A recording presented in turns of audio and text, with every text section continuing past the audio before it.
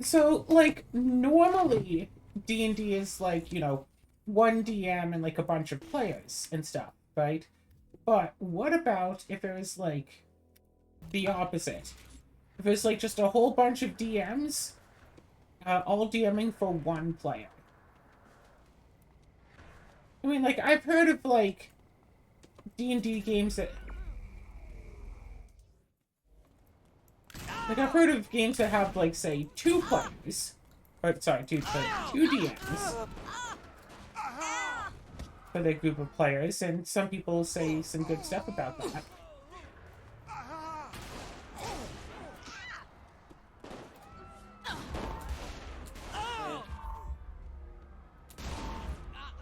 Good fight.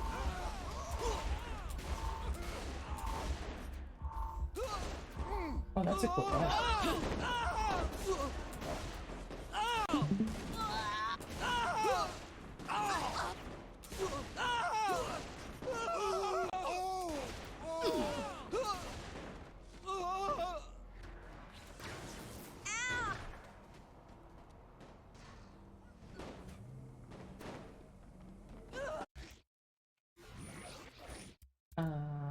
Options, controls.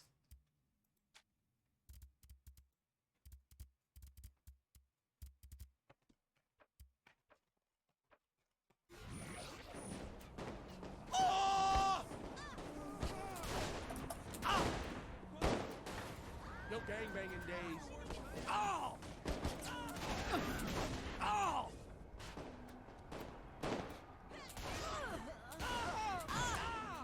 Hey! I hope you have money for plastic surgery.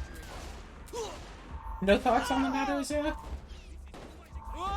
Sorry, say it again? So imagine like a D&D game, except there's like 6 DMs and like one player. No, I'll remember this one. no, that's not really viable. I've seen enough stuff where there's like, the DM like gets in like a second DM or like a helper, like kind of half DM or whatever.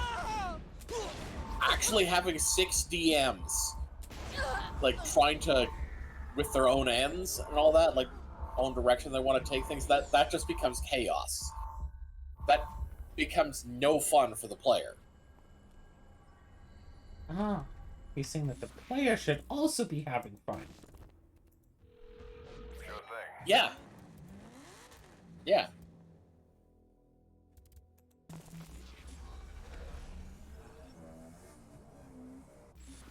An interesting argument, for sure, for sure. What do you mean the gun store is locked?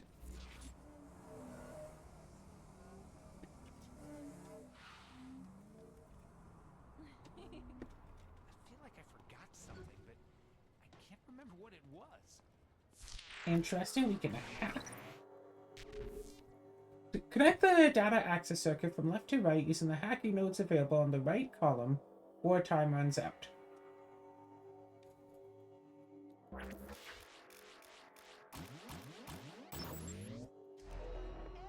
Well, that was easy.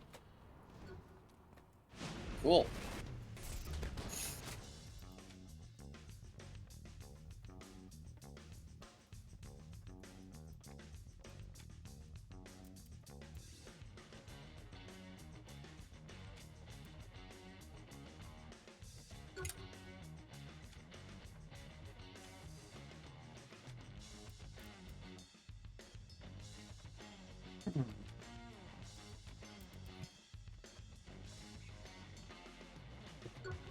So what I'm hearing is get the extra 2K. Got it.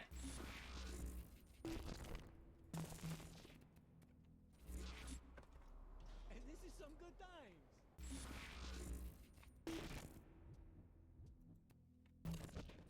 times. What else is there to chat I about? can't believe. So I've been listening to more of Incarnate as a Sword.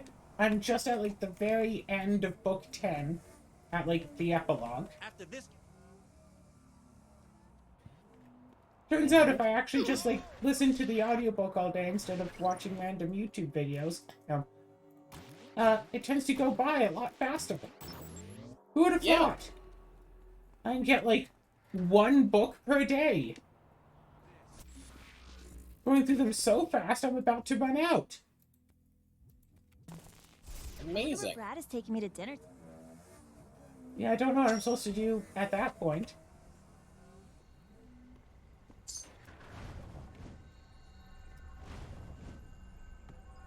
Uh-huh. Haha.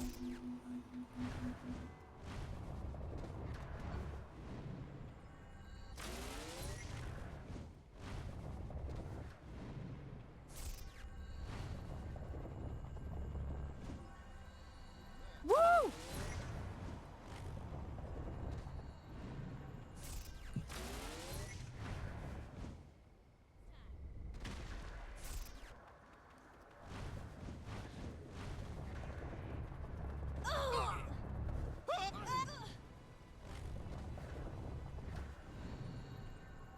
Yeah!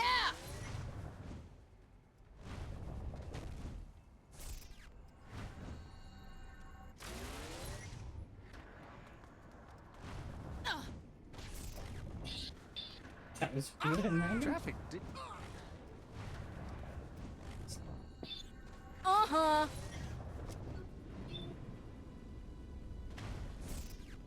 Right, so I've been thinking about writing and stuff. So, what do you think would be the opinion, the general public opinion, of like a book, you know, say like a fantasy book, say for example like Sword, if in like say the margins, or like the top, the bottom of the page, whatever, it showed like character stat info. So like say during a big combat scene, you could just see like an up-to-date descriptor of like Fran and Teacher's current health Uh-huh. at like the top of each page. Yeah, that would definitely be useful.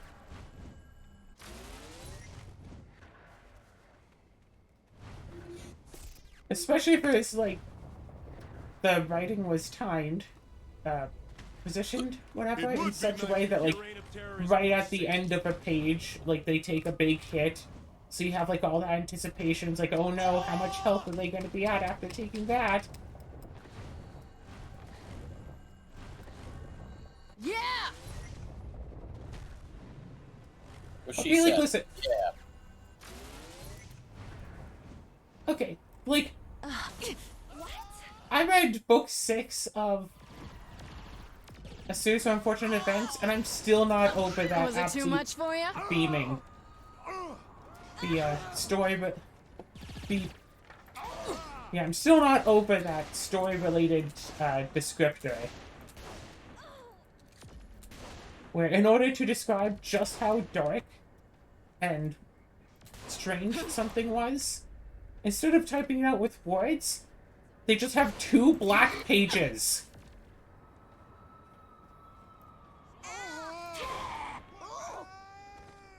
They fall down, and then you turn the page, and it's just 2 solid black pages.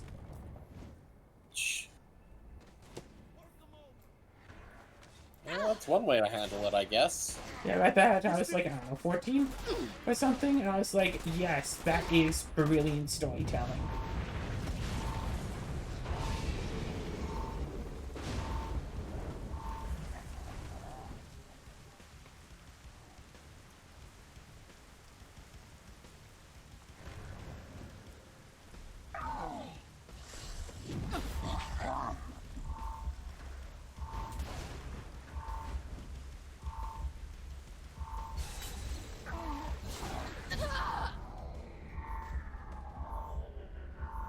Well, that sure didn't work.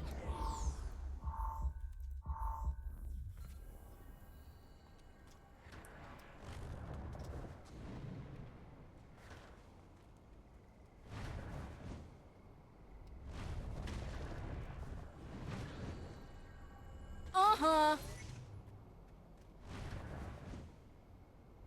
I still remember playing like Saints Row 1 and climbing all the way up a fire escape to just stand on top of a building.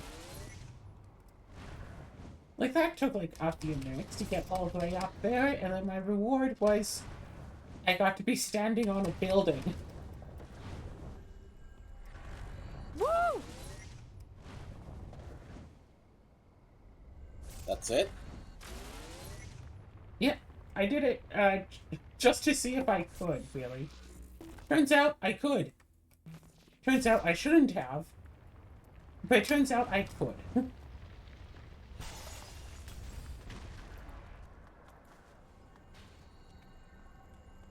screw yourself. No harm in looking.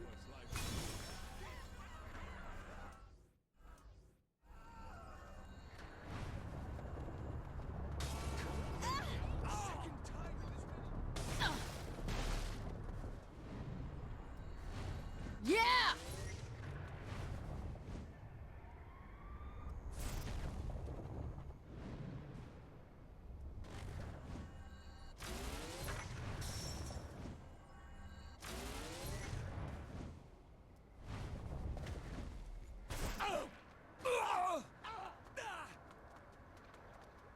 I want to go out tonight. That doesn't even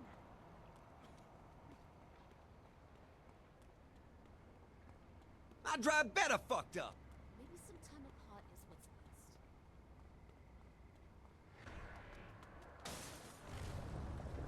best. You know, something I've been thinking about ever since I first played the game.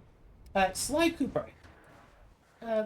You can break these, like, message bottles, message in a bottle, whatever things, in order to get clues that the genius of the team is supposed to work out together to come up with, like, figuring out the answer to the safe in the level. And, like, as in a video game sense, it's, you know, get all 50 collectibles, get a thing. But from, like, a lore sort of perspective, why... You're supposed to be a genius. Why would you need 50 clues to solve a 3-digit combination?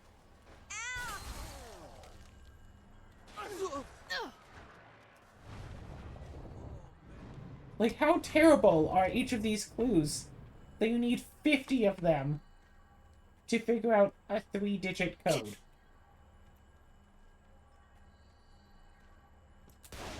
I'll remember this one. It's a good question.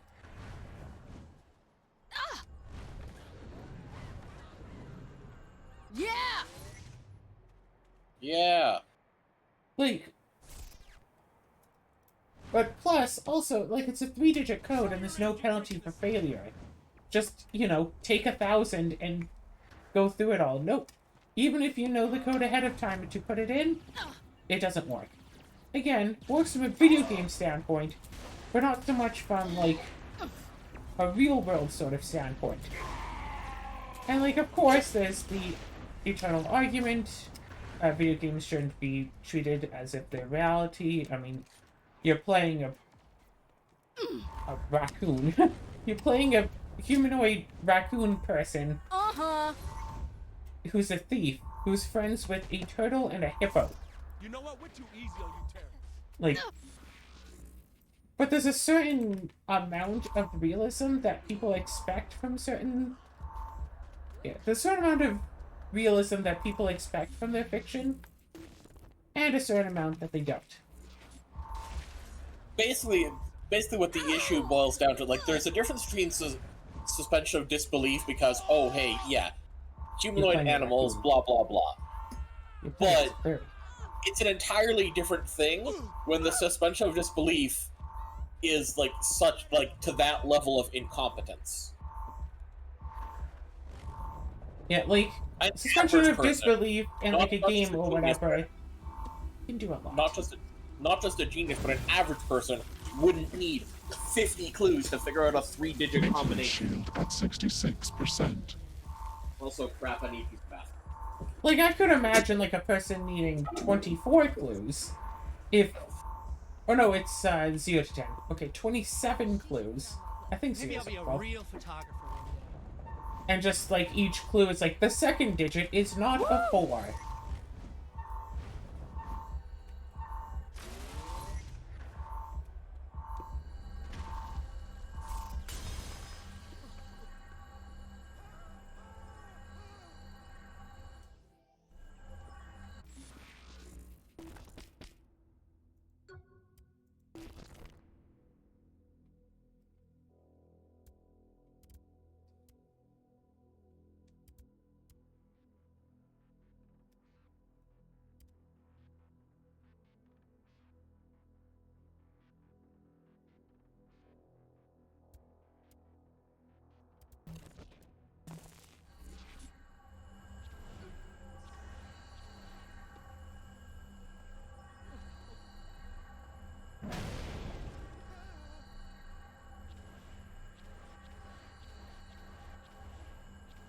is explosion like?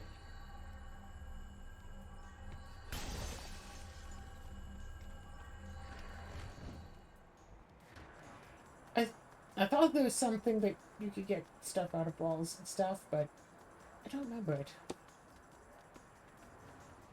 Also, yeah, I'm totally going to allow myself to get and use powers. I'm just holding off on them as much as possible.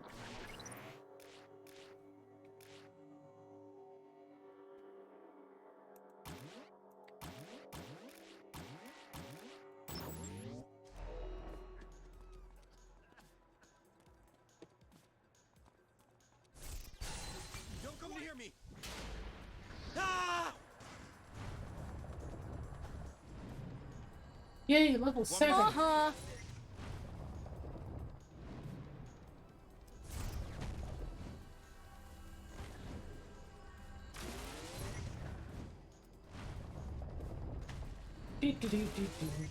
So someone described the idea of willing suspension of disbelief versus unwilling suspension of disbelief, essentially, as, for example, imagine you're watching a show involving unicorns traveling through space. That's the premise. However, whenever these unicorns travel through space, I guess I can only go in the not. Uh-huh. However, as these unicorns travel through space, they always use, like, oxygen helmets. Not necessarily a full suit, but they always have to have a helmet on. And... No, opposite. Whatever. Yeah, scratch that. As these unicorns travel through space, they have no protective gear. They just, they use their magic to propel themselves. They can just breathe in space, whatever. They go through, no protections, and everything is fine. That's just, that's just how it is. And it's like, okay, you know what? Unicorns traveling through space, probably a cartoon show. Yeah. Sure, fine, whatever. They travel through space, they don't need spacesuits or helmets or oxygen tanks or anything like that. Cool. And, they don't need, a rope to guide them to make sure that they don't, get too far away from, the space shuttle because they could just propel themselves with their magic. Sure. Then, at the climax of the show, the big bad villain is threatening to, release the unicorns into space without any oxygen, without any spacesuits. And everyone is all scared and stuff that they're going to be released in space without any spacesuits or anything. And then you, the viewer, are like, but wait, That they has don't to need be embarrassing. spacesuits. They don't need oxygen tanks. They don't need any sort of gear or anything.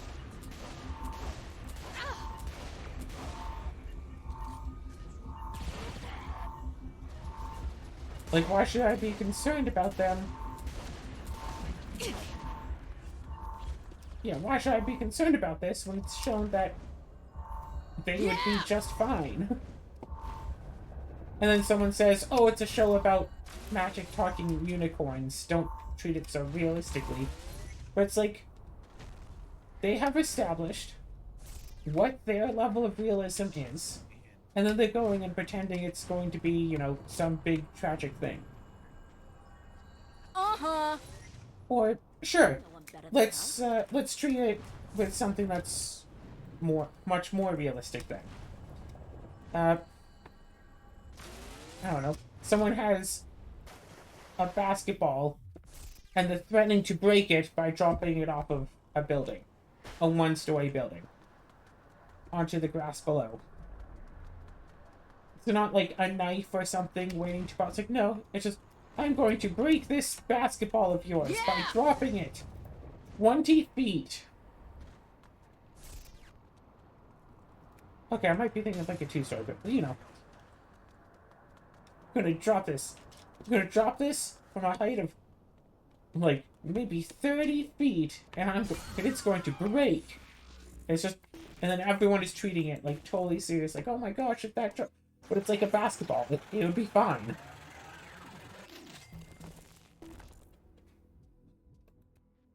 And really speaking, like every story centers around having some sort of willing suspension of disbelief somewhere in there. Somewhere or other, you need to have some sort of a willing suspension of disbelief. Oh, there's people now. Yeah, it's still just me. Okay. Okay, I mean, ultimately, it sounds like there's a difference between suspension of disbelief and just being willing to accept someone being, well, someone or multiple people being far stupider than they normally are. That is basically what it is. Where it's just like, hey, here's something that just shouldn't be an issue, but the only reason it is because because the characters are being written to forget something that's been established. Yeah, Or yeah. Characters just forgetting established lore and stuff. Like, say, if some characters have telepathy that works over any distance, and then just not using it when it'd be really important to be able to talk to someone.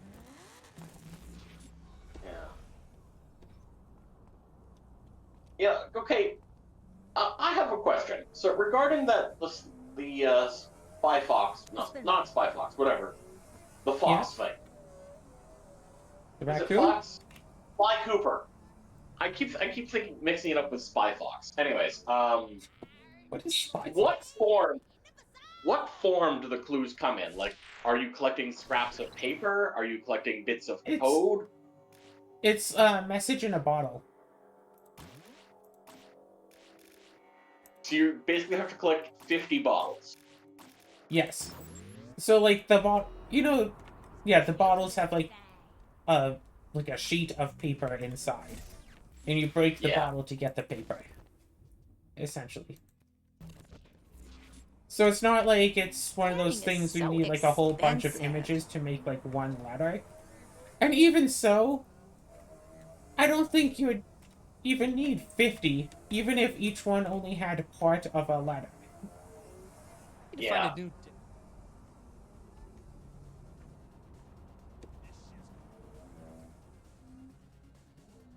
No, it sounds like this, I wish I had a big following.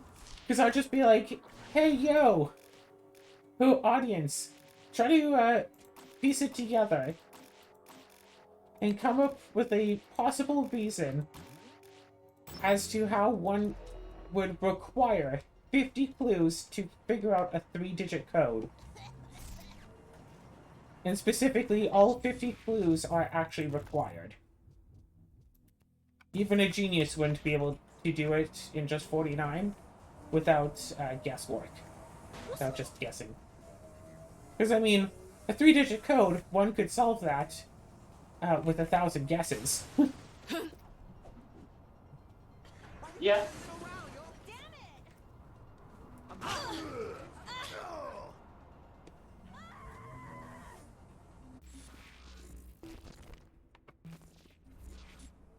Just one. I remember I saw, like, a puzzle once that saw, like, oh, only 2% of people can, like, figure this thing out, blah, blah, blah. And it's like, the answer is one of 5 different things. And if you read the clues, one of them is invalid. So, the answer is one of 4 things, but only 2% of people can solve it. And it's like... I'm, like, just by guessing, more than 2% of people could solve it. Yeah.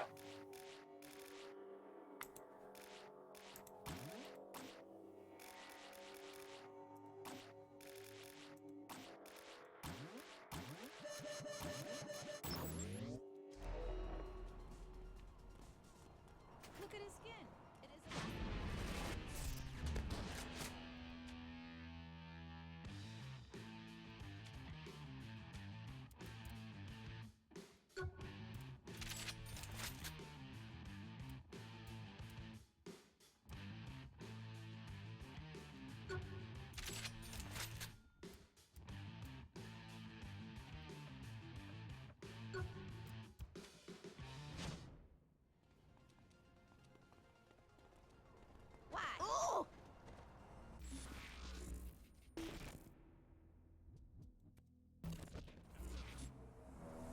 I'm just driving around to all these different businesses just to take them over and not actually doing like the proper quest line and stuff. But like, yeah. But of course, say here, watching a story or playing a game where everything is 100% realistic would quite likely be incredibly boring. 'Cause, I mean, if you want 100% realism, there's life. And, like, of course, there could be some element to it, like, oh, hey, it's realism, except this is what it's really like being, I don't know, a super spy, like, for realsies and stuff. It's like, okay, that could be interesting under its own merits and stuff. But even then, there's a lot of boring stuff. Like, how many games have you played where you have to make sure your character goes to the bathroom? Like, there aren't many. Yeah. And the ones This is- that do are pretty much are exclusively comedy. Like Deadpool, where you don't even have Exactly. to go to the bathroom, but if you choose to, he goes to the bathroom, like, in real time, basically. Yeah. After this gets jacked, no more. And yeah, it's like, it's a joke, because why would someone choose to do that in a video game? Sort of a deal. Yes. I wonder where Brett. But it's still important to have some sense of realism in, without going all. It's a sliding scale between fiction and reality. You might have a story where people, you know, run around and throw lightning bolts at each other, but you'd still want, like, say, a human to sleep for, like, a number of hours and not just, oh, by the way, yeah, I slept for, like, 30 minutes, that's enough. And it's like, that's not supposed to be enough. And then you get the explanation that it's like, oh, blah, blah, blah, I use magic and don't have to sleep very much. It's like, okay, sure, fine. But without the explanation, it just doesn't make sense. And we want things to make sense, even if the make sense is, no, that's just how it works. I saw a thing once where someone was getting laughed at because they started their story like, the night was Friday the 13th, the night before Halloween. And people were laughing at them because, Halloween doesn't happen the night after the 13th.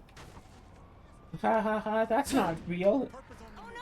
I mean, it could be real in the story that they're writing. Like, could be that Halloween is on the 14th of October.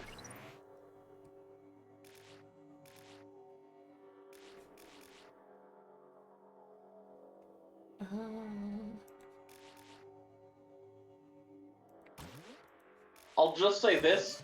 The thing is, once you start, like, dissecting that, it's just like with that example, okay, so you have a But there world in happens. which Halloween can take place the day after a Friday the 13th. Okay, so either the holiday is on a different day or dates just work differently, That bridge exploded. blah blah blah, and it's just like, why would such a world also, like, that is so vastly different in how it would handle dates, also have Halloween, and also happen to name the days in, like, Friday, etc. Yeah. And, like, actually even have, like, the sort of connotation where Friday the 13th is, you know, significant. It's significant because it's the night before Halloween.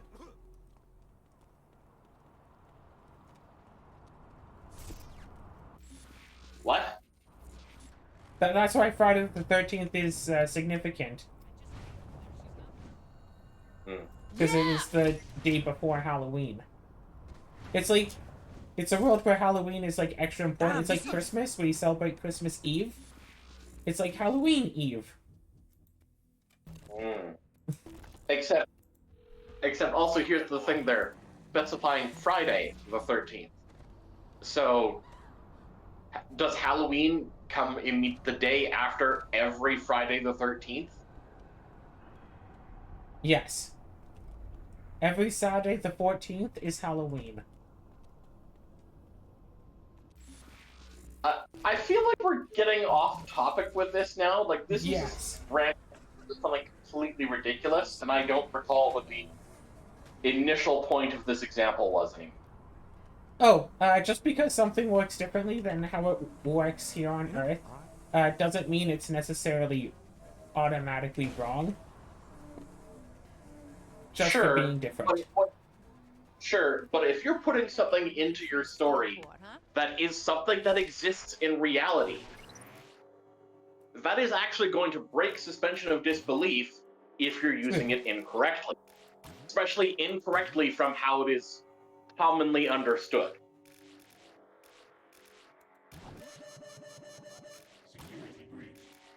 It is going to stand out. And True, not in a true. good way.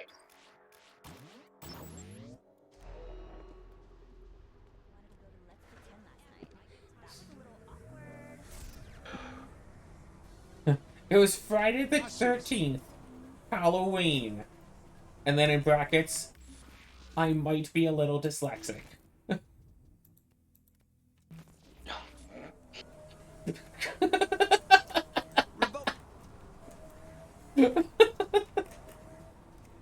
Okay, that. See, that actually is genius, because then it kind of sets it up that there's a bit of tongue-in-cheek comedy throughout the whole thing, so don't take it too seriously. God, I'm so sick of having to pick up Jenna. That bitch Uh, needs to get a car. Fourth wall either got broken or doesn't exist. You have to... You okay, buddy? You have to see more to see if it's a recurring theme or not. Probably a case of no fourth wall. I can't believe. Mm-hmm. She could take a watermelon. First person narration style.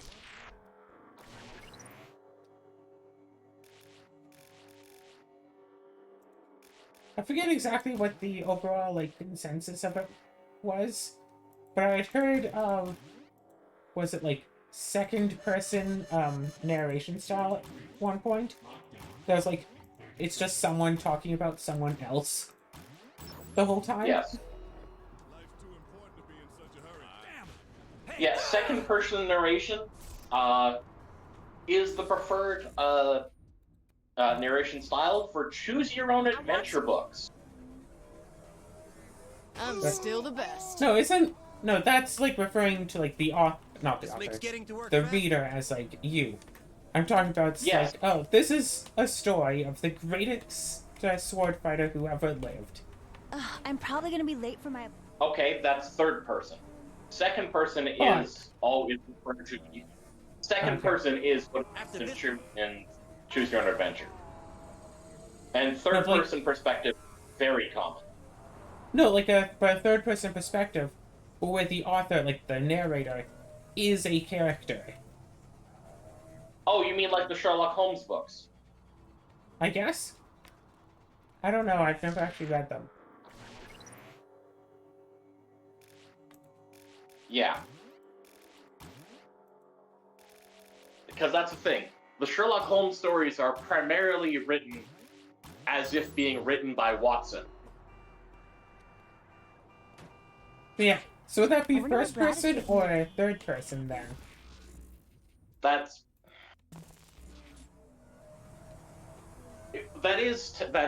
would still be first person. It is worth noting that rarely does he actually refer to himself specifically. More just writing down what Sherlock, what Holmes says to or about him. But yeah, basically, if it is written from the perspective of a character in the story, it is first person perspective. Even if they don't, refer directly to themselves very often. Yeah, I'm just imagining a story that's written as if it is a third person perspective, but then you realize that the story is actually from the perspective of a character that you didn't even think was a character the whole time. I think Like- I've heard of something with that. I believe I've heard about a story that is literally written from the perspective of a moldy piece of cheese.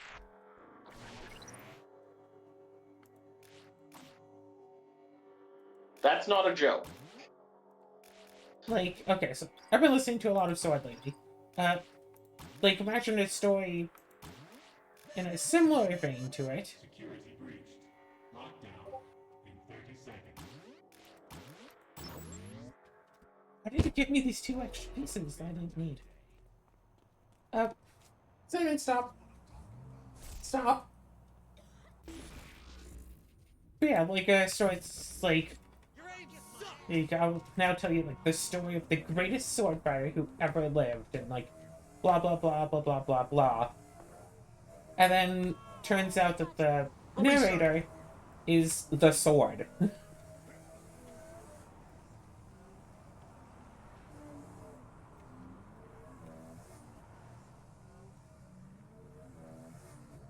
But it's like the whole story is about like this sword fighter gets an awesome sword, goes on adventures and stuff, all about these adventures. And then like the sword fighter dies, and it's revealed that it all this time. Wait, how do I- Security breached. Lockdown in 30 seconds.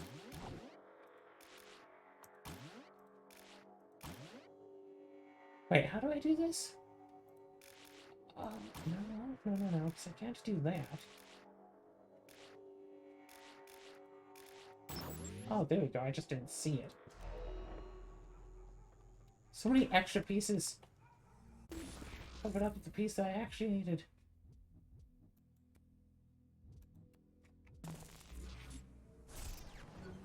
Can't forget.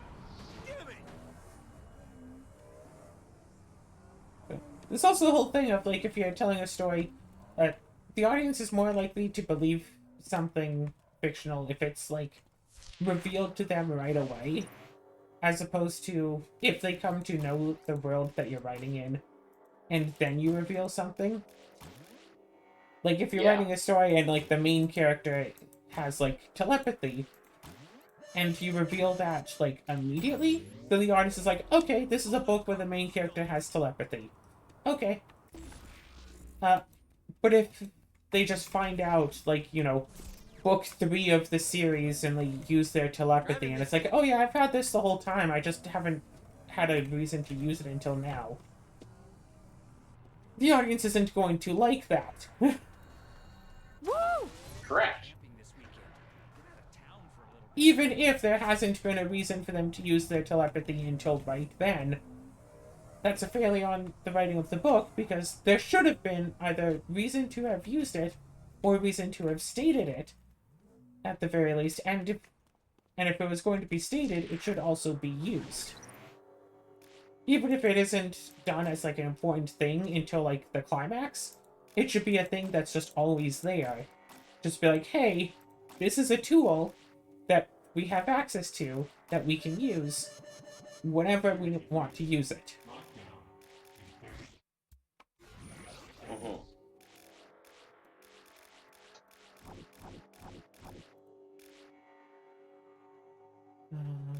in 30 Mhm.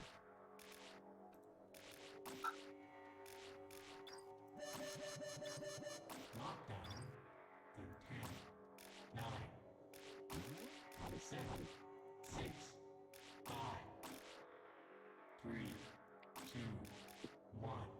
System shutting down. How is this supposed to work now? We do like this, and we do one up here. Then we do like that. Then we do do. Then we do that. Ow.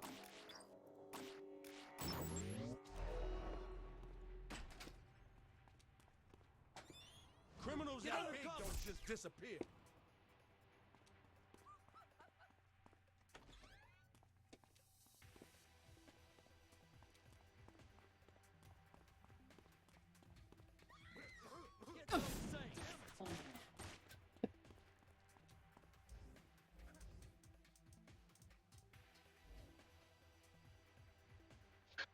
Wait a minute. What are you doing?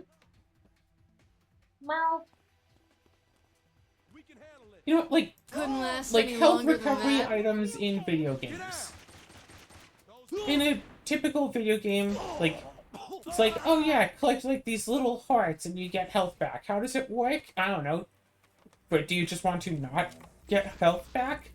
It's there so you get health back. The lore is less important. Like, say, Legend of Zelda games, in general. I need some food. You cut down grass, you get hearts. And then one game revealed, like, oh, it's these little people that live in the grass that give you the items because they want to help you out. So they put it in the grass for you to cut down and get the stuff. But up until that point, really, it was just, you cut the grass, you get things for doing so.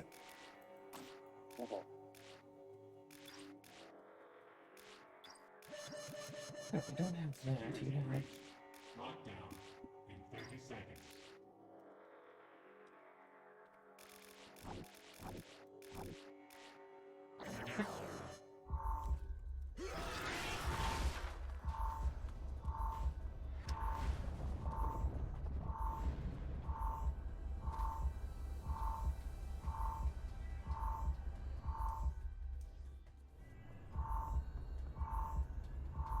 Zim, are you okay? Are you going to be calm now?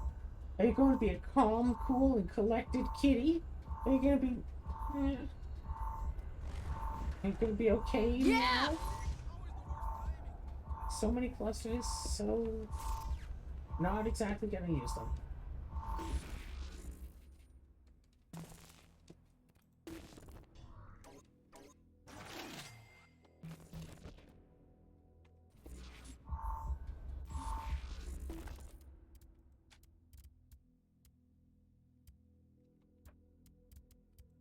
Sorry, homie Claus? Ah, right. One of the DLCs. I can get, like, Santa Claus.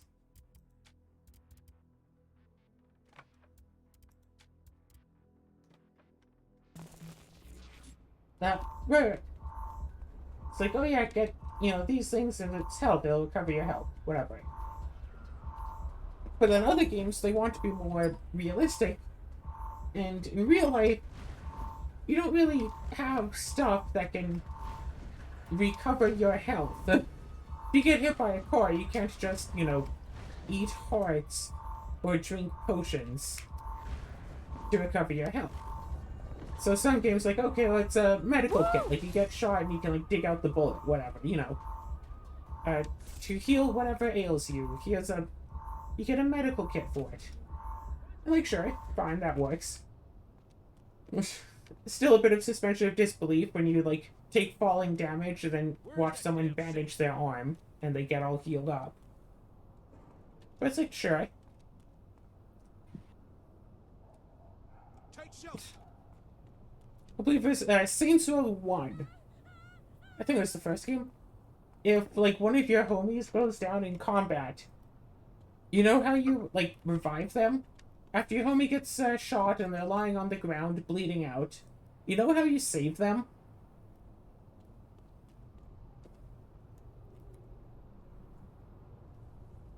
The recovery animation is that you take a bottle of booze and pour it over them, and then they just stand back up so they can keep fighting.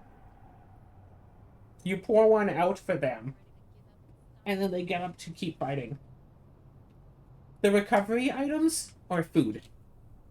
Which makes sense. I do see that from time to time in games. Get, like, a burger. Okay, start the store hacking. So how does this work? So this one has to be that. So, one of each corner. So I could do, like, one dip, basically. Or I could do, like, this. Security breach. Lockdown in 30 seconds. No, but that'd be... Oh, no, no, no, no, no, no, no, no, no, no, no, no, no.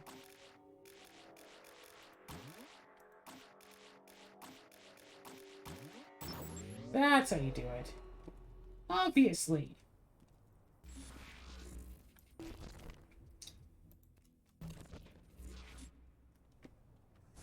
I'm gaining some control. Meow. Wow. Oh, that didn't work.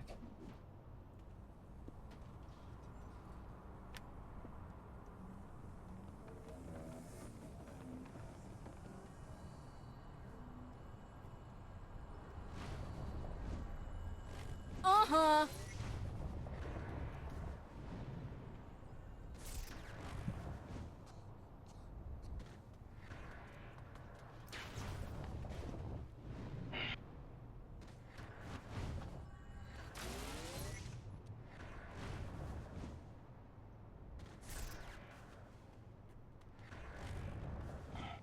Whee! So, there is something that kind of annoys me, but I'm not sure if I can quite put it into words. Maybe you can help. The idea that's, like, the whole, like, DM versus player mentality, and the idea it's like, oh, well, Car is such a players being like, oh, I do this and I win D&D, or, you know, yeah, you do this, whatever combo and you win at D&D, or DMs just being all like, oh, and then I threw, like, a dozen basilisks at them to totally TPK the party. And it's like, or, oh, hey, the party was being annoying, so I just said rocks fall, everyone dies, and that was the end of the game, and stuff. It's like, Woo!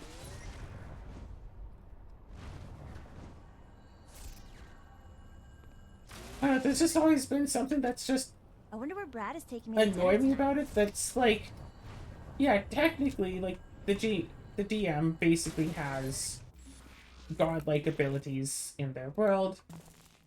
They can do, like, whatever they want, but, like, ultimately the goal should be for everyone, themselves and the players, to have fun.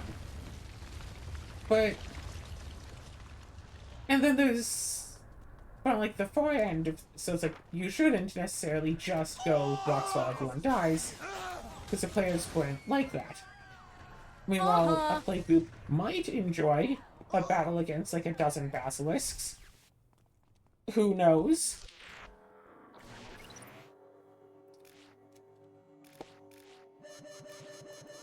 Security breached. Lockdown in 30 seconds.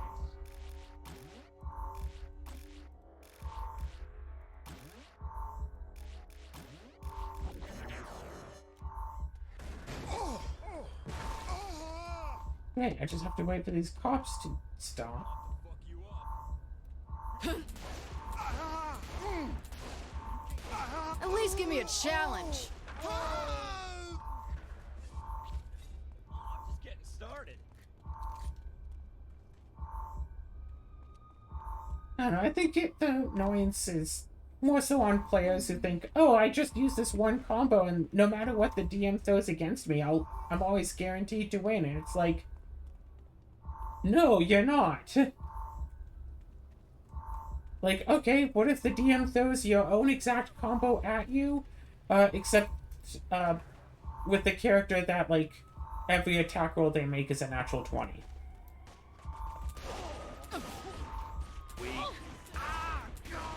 Okay, just, yeah, what if the DM throws an encounter against you, except there's a mischance of 100%, so you can never actually hurt it? Like, yeah, DM could just do that.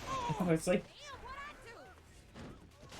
sure, you can make, like, a character that's, like, good for their level and is able to, like, fight against what's supposed to be level appropriate encounters, except then those encounters are no longer couldn't level fight worth appropriate. shit.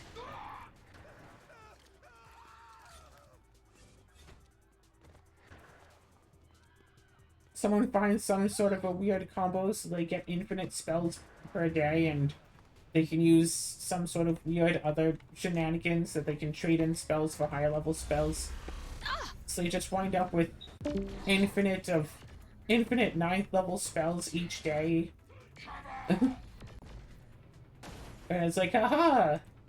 Nothing in the Monster Manual could stand against infinite 9th level spells. It's like, I mean, you can't stand against a DM just going, oh yeah, this character wishes that your character couldn't do that. Okay, now your character can't do that.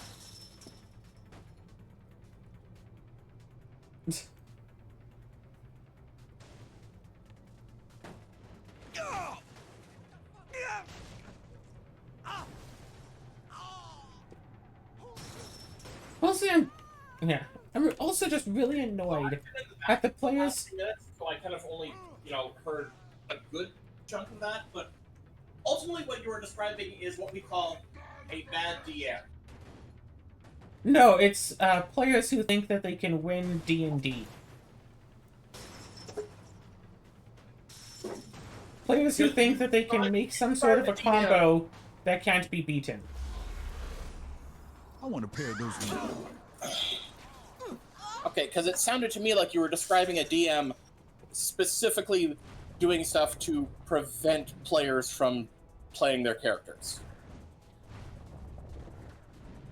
Now, I'm saying, like, the DM can do that, which is why, like, some players are like, oh, I make this infinite loop, or, oh, I have this character build that can deal infinite damage at level 6, or whatever. I'm gonna do that. Yeah, you should just do this in a game, and you can, win at D&D and stuff.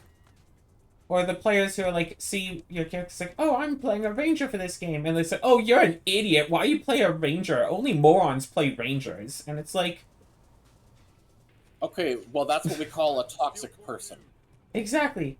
It just seems like there are so many of them because, of course, the toxic people tend to be really loud. And also, people tend to talk about the worst players that they play with. No one ever talks about, the people they had a good time playing with, unless they're specifically recommending to someone else, hey, play with this person. So, of course, that's the stuff that, of course that's the ones that people will talk about. That's the ones that people are more familiar with. The bad players and bad DMs.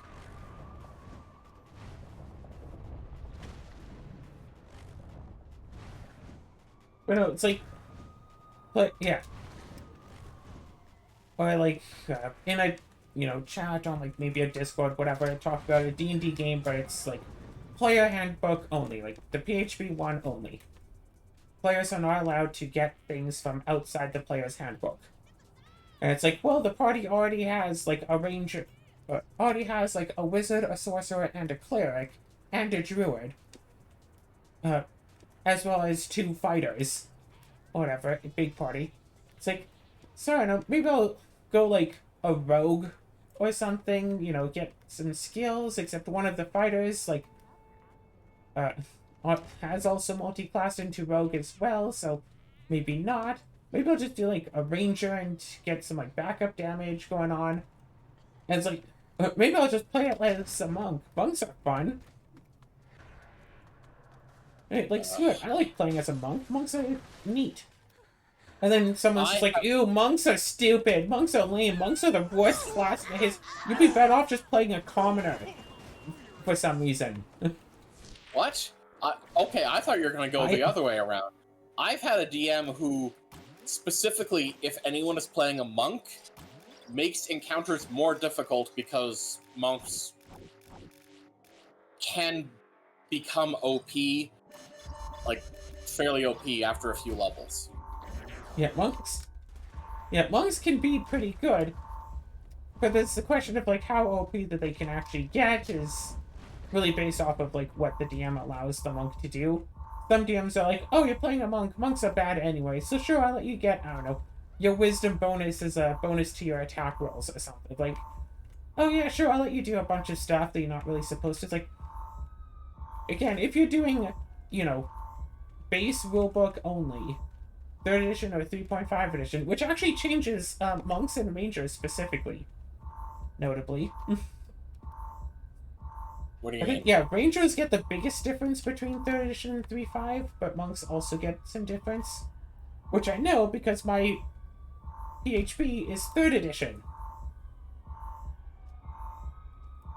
I should get a 3.5e1. I just haven't bothered to because I don't care enough.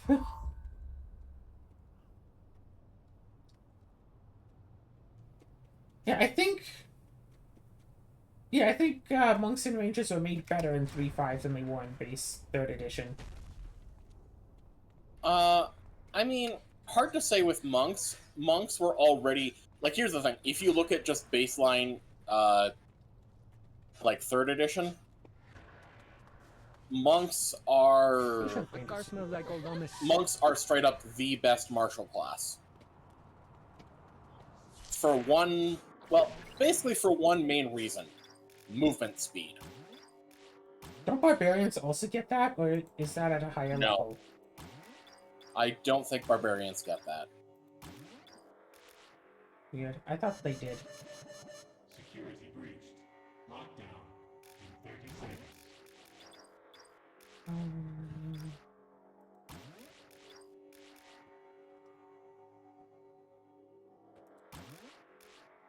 Wait, how do I... Oh, that's it. Cool, perfect, awesome, done. God, I'm once again cleaning up stuff at a settlement location in Fallout, and once didn't again talk I removed something I shouldn't have. Oh, of course. So it's just like, well, now that I've done that, it's just like I gotta remove a bunch of extra stuff, and unfortunately, there's a couple things I can't remove because the thing I removed in the first place left some items that are in a fixed location, way up in the sky. Also, I just noticed I deleted like some fluorescent lights. The light But the sources are lights- still here and can't be scrapped. You Like, just so have the floating objects- light. The objects Yeah. are gone. Oh god. But, like, the light source thing... Like, yeah, I've worked a bit in game design, yeah. Like, putting down a light bulb and putting the light inside the light bulb are two separate things in game design. Yeah. And unfortunately, even though I have a thing that's supposed to let me scrap everything, these lights, I guess, are gonna be here forever. Yo,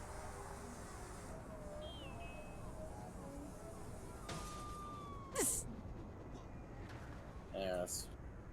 Probably change my character's clothes at Aw, some point, man. but... Sorry to interject with my unrelated thing there. Yeah, that's what this is all about. Alright.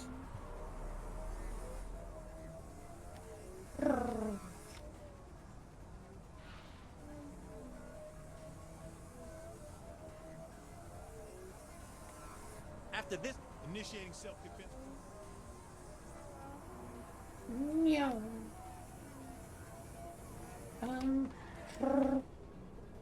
Right. And it's like, so, monks are not one of the best classes. Like, they're not, you know, the worst of the worst. But, like, the idea with monks is that they are supposed to do well with the lowest amount of stuff. Like, if a wizard doesn't have their spell book, they're screwed. Or, like, say, you put, like, say, yeah, any other class in an anti-magic field without any gear whatsoever are mostly all going to be the same. Mostly. But a monk is going to be the best because they would get basically all of their stuff. Except that monks do get reliant on things, it's just different things that other classes get. And there are oodles and oodles of arguments that people love to have about what exactly certain classes need or can do or whatever.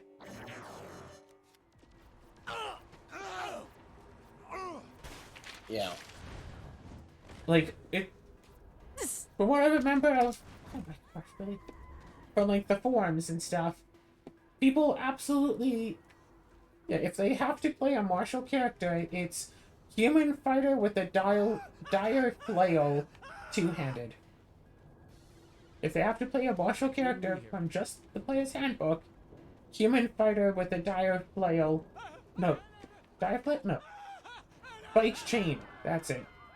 Human fighter spiked chain two-handed. Take exotic weapon proficiency in spiked chain because spiked chain threatens 10 feet away, but can also threaten in melee and has a good damage die. And you can two-hand it, so you get strength and a half bonus to damage, and also use power attack.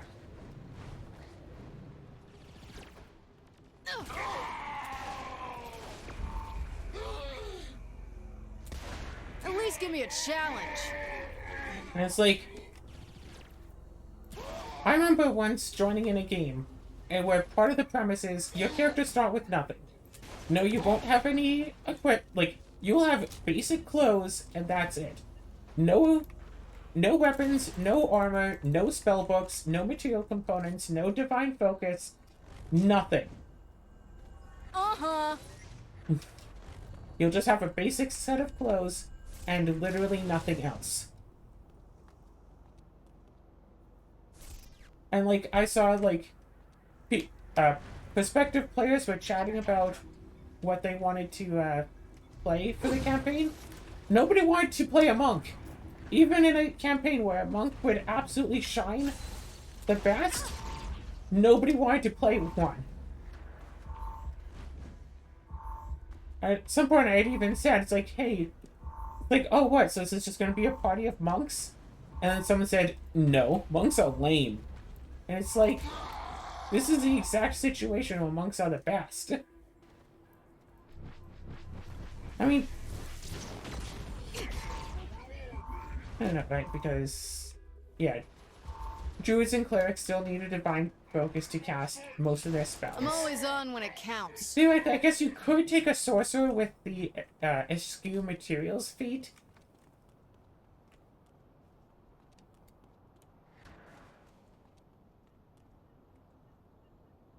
Yeah, I think sorcerer with the eschew materials, because I think we're also starting at like level 1.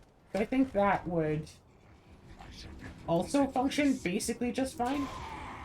Which is part of the issue. Like, some classes I need like a thing to do their thing. Wizards need spellbook and materials. Sorcerers need materials. Druids and clerics need their focus. But then they can do most of their entire Mental thing. shield at The spellcasters 66%. need the fewest things.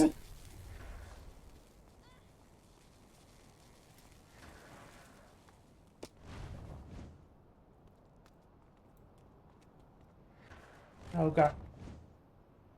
I was one of the players who always liked the idea of like the vow of poverty. Yeah!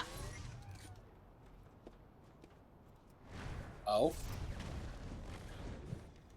Wait, you're not familiar with the vow of poverty? Yeah, I know what it is. I'm waiting for an okay. explanation as to why.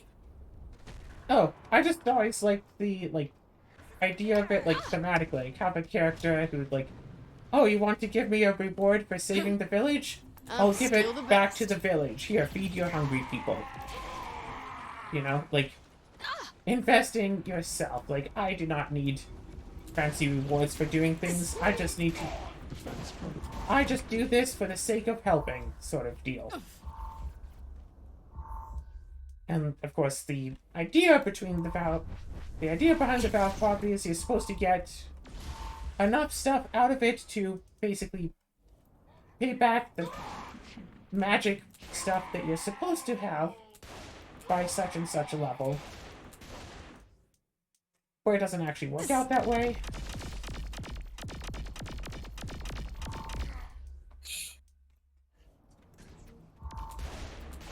With typical wealth by level, you'll usually wind up with more. You know, you saying that just reminds me of, I think it's in Baldur's Gate 2 specifically. One of the party members you can recruit is a paladin. And the thing is, if an NPC walks up and starts talking to a party member, while you, the player, still like control the response 30%. mostly, it still goes by, your options are limited to what that character can choose. Alright. And straight up, if someone tries to give the party a reward for helping them, if they're talking to the paladin character, the paladin only has the option to refuse. I can see that getting annoying for players. A little bit.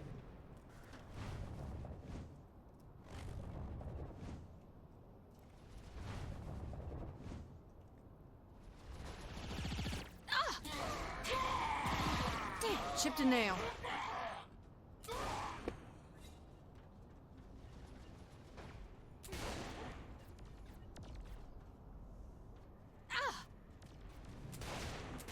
People always give credit to the, monk paladin for best synergy between two base classes. But I don't think so much about the monk druid. Because people don't like to multi-class into or out of a casting class, because, oh, those levels could instead be exchanged for just get more spells. That's the holy grail of everything. Never prestige out of a full class, never multi-class out of a casting class, because that'll keep you from getting spells. Defenses. Only take prestige classes that give you full casting, or else you lose on spells. It's like, but you also get other stuff. Like, once you reach Druid level 8, you could be a polar bear for, like, the entire day. Going to Monk, like, both classes use Wisdom primarily. So, you still want decent Wisdom. There's no way to fight a lady. Going to a Monk, and you can be, like, a Monk polar bear. Doing karate stuff as a polar bear. Claire, I'm gonna send you a quick screenshot here. You destroyed this town enough. Is it a Kung Fu Panda thing? No, it's the stuff I was talking about earlier. Okay, because I'm kind of playing a game. Oh, I know. Just For kind when of, you though, not like really have playing. a Just, moment of downtime. Getting more ammo. Yeah, when you're not being actively shot at. oh, yeah. What is that, a Yep. chair and a table just floating in the air? Yep. Good to know.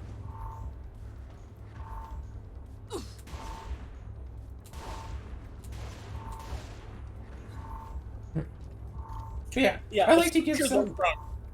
those were on top of was a giant drive-in theater movie screen, Nice. which apparently, accidentally scrapping that deletes basically it and the entire building. Leaving Yeah, the that's- furniture that was on top. I'm always on when it excluding the counts. furniture. Oh, gosh.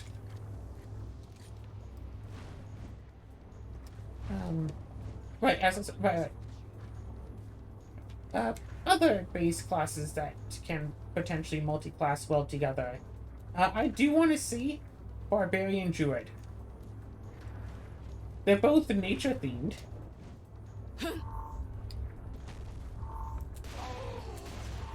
Imagine, you go to fight a polar bear, and it rages.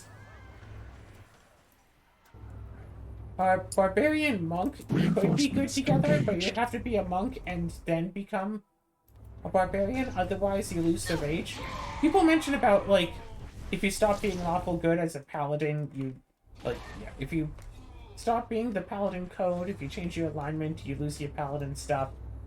But people don't talk about if you stop being chaotic as a barbarian, you lose your rage. It is a funny thought, yes. The Barbarian people have joked about. I don't think I'm that really shutting works this so well. down.